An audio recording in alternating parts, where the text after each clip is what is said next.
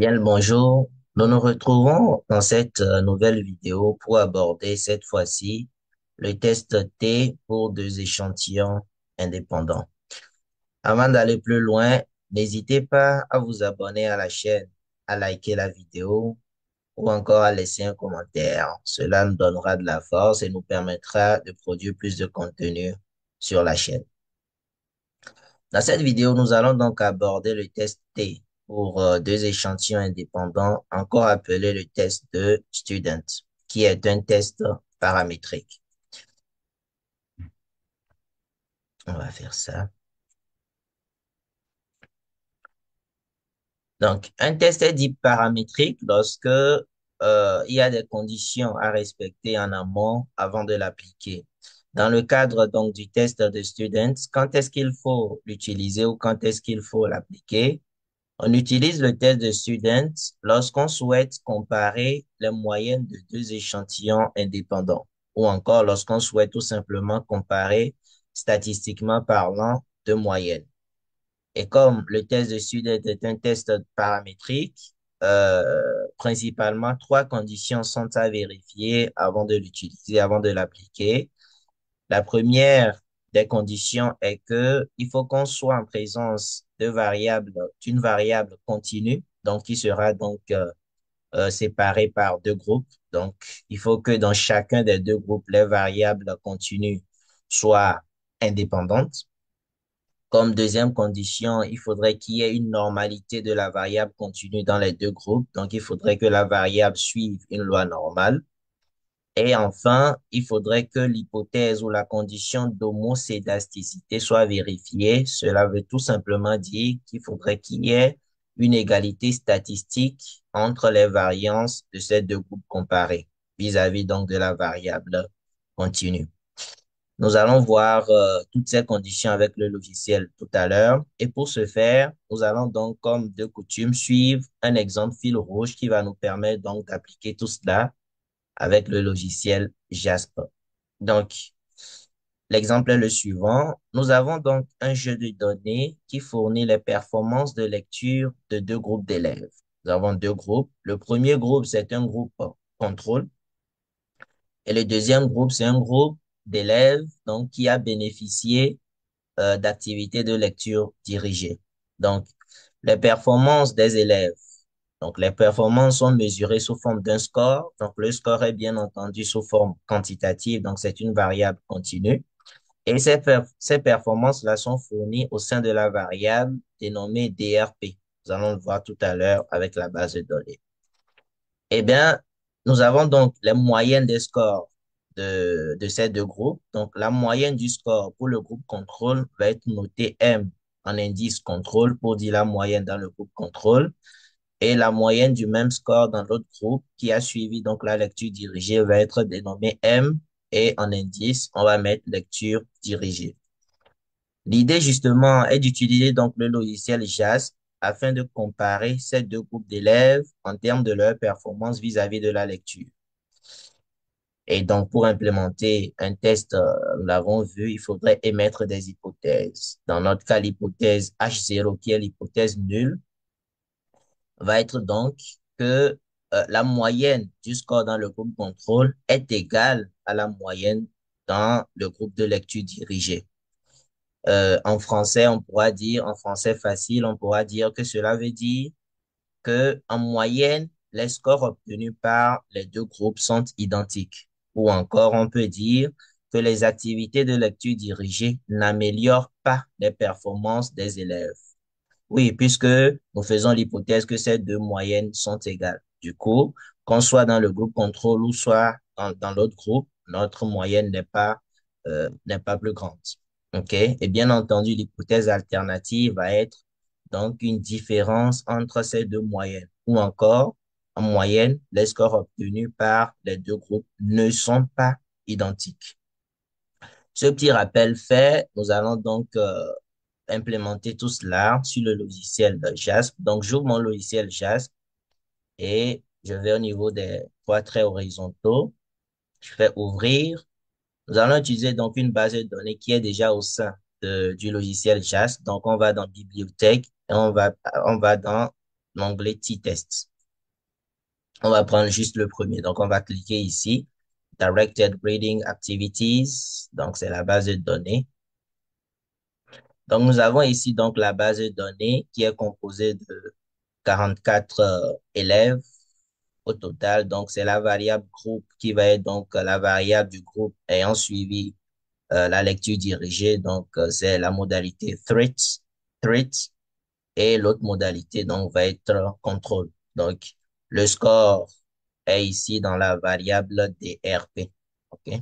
Donc, pour faire le test, donc, on va aller dans l'onglet test T ici. Donc, T-test. On va prendre la première option, tester pour les échantillons indépendants. Nous avons deux onglets, la variable dépendante ou variable de regroupement. Dans notre cas ici, la variable dépendante, c'est la variable DRP qui va être donc mesurer le score, puisque c'est le score qu'on veut comparer. Donc, c'est la variable dépendante, donc DRP. Et la variable de regroupement, ce sont les différents groupes dans lesquels on veut comparer cette moyenne. Donc, c'est la variable groupe qu'on va mettre dans variable de regroupement. OK? Donc, automatiquement, Jasper nous fait le test. Donc, mais pour ce faire, nous avons vu que un certain nombre de conditions doivent être vérifiées avant donc d'appliquer le test de student. Donc, nous allons voir si toutes ces conditions sont vérifiées. Donc, pour le voir, on va aller dans cette partie vérification des présupposés. Donc, ce sont les conditions d'application du test. On va cliquer sur normalité pour voir si l'hypothèse de normalité est vérifiée. Également, on va cliquer sur égalité des variances pour voir. Donc, euh, l'hypothèse donc de normalité, vous voyez que Jasper fait le test dit de Shapiro-Wilk, OK, qui est un test de normalité. Donc, euh, on a la variable qui est la DRP. Ici, nous avons la statistique du test. Nous avons la p-value qui nous permet donc de décider si l'hypothèse de normalité est vérifiée ou non. La note du bas de tableau nous dit que des résultats significatifs suggèrent une déviation de la normalité. Et dans notre cas, le P ici n'est pas significatif. En d'autres termes, l'hypothèse H0 pour le test de normalité, c'est que la variable suit une loi normale, puisque c'est un test de normalité. Donc, par défaut, H0 dit que la variable suit une loi normale. Et comme le P n'est pas significatif, il est supérieur à 5%, OK? Donc, on ne va pas rejeter l'hypothèse H0. Donc, effectivement, on conclut effectivement que la variable suit une loi normale, OK? Donc, on pourra dire dans ce cas que l'hypothèse ou la condition de normalité est vérifiée, d'accord? Pour ce qui est maintenant de l'hypothèse l'homocédasticité, c'est-à-dire l'égalité des variances. Donc, le test par défaut, c'est le test de Brown-Forsyth. J'espère que je n'écorche pas le nom. Euh, donc, voici toujours la variable DRP. OK, donc ça, c'est la statistique du test. Ici, ce sont les degrés de liberté. Donc, ce qui va nous intéresser ici également, c'est le P. OK, et dans ce cas, comme c'est un test d'égalité des variances, c'est que le H0, l'hypothèse nulle, c'est que les deux variances, les variances dans les deux groupes, autrement dit, la variance de la variable du score DRP dans le groupe contrôle et dans le groupe ayant suivi la lecture dirigée, ces deux variances sont égales. Et comme le P n'est pas significatif, c'est-à-dire il est supérieur à 5%, on conclut donc qu'il y a égalité des variances dans les deux groupes. OK? Donc, ces deux conditions de normalité et d'homocédasticité, d'égalité des variances sont vérifiées. Et ici, l'hypothèse d'indépendance, en réalité, elle est vérifiée d'office parce que aucun élève ne se retrouve dans les deux classes. D'accord? Un élève est dans une classe et dans un groupe, les autres, aucun élève ne peut se retrouver dans les deux groupes à la fois. Donc, il y a effectivement d'office indépendance. Donc, autrement dit, les trois conditions d'application sont donc vérifiées. D'accord? Donc, on peut maintenant, on peut se permettre d'aller plus loin pour voir un peu à quoi correspond de façon graphique, hein, en cliquant ici graphique Rain Clouds pour voir.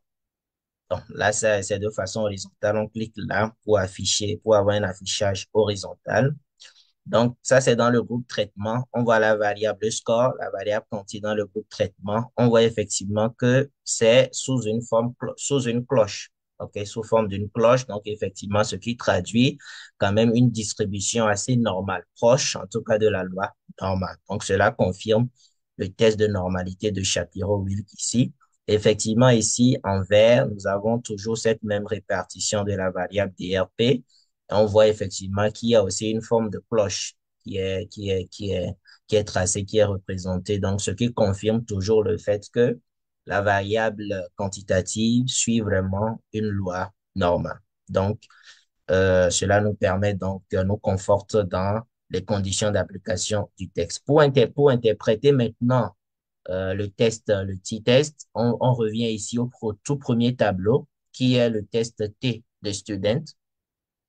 Ici, nous avons donc la statistique du test, c'est un test bilatéral. Donc, c'est la statistique du test. Nous avons ici le degré de liberté et ici, nous avons le P. OK? Donc, je rappelle que l'hypothèse nulle de ce test, c'est que les moyennes dans les deux groupes sont égales. OK? Et ici, on voit que le P, il est inférieur à 5%. OK? Donc, il est significatif, ce qui nous permet donc de rejeter l'hypothèse nulle, l'hypothèse H0 stipulant l'égalité. Donc, si on rejette l'hypothèse d'égalité, c'est que on pourra dire que les moyennes dans les deux groupes ne sont pas égales. OK? Il faudrait quand même qu'on voit un peu à quoi correspondent ces moyennes-là en cliquant ici sur l'onglet descriptif ici, le bouton descriptif. En cliquant dessus, on voit hein, tout ce qu'il y a au sein de la variable. On voit les effectifs. Le groupe contrôle, on a 23 élèves. Et le groupe ayant suivi la lecture dirigée, on a 21 élèves. Les différentes moyennes du score sont là. Dans le groupe contrôle, on a 41,5. Et dans le groupe ayant suivi la lecture dirigée, on a 51,5 environ. D'accord? Ici, nous avons l'écart type. Ici, nous avons le coefficient de variation qui est la moyenne divisée par l'écart type, mais ce qui va surtout nous intéresser, c'est la moyenne et l'écart type. Donc, pour revenir à l'interprétation, l'hypothèse H0, c'est qu'on a fait l'hypothèse que 41, donc la moyenne dans le groupe contrôle est égale à la moyenne dans le groupe traitement. Donc, 41 égale à 51. La valeur de P est inférieure à 5%, donc on rejette l'hypothèse d'égalité. Conclusion, le groupe traitement a un score plus élevé que le groupe contrôle. Donc, effectivement, la lecture dirigée a un impact positif sur le niveau de lecture des élèves. D'accord? Donc, nous voici arrivés à la fin de la vidéo. N'hésitez pas à poser des questions dans les commentaires s'il y a des notions qui ne sont pas assez claires à votre niveau et qui méritent plus d'éclaircissement. Merci beaucoup de nous avoir suivis jusqu'à la fin. Prenez soin de vous.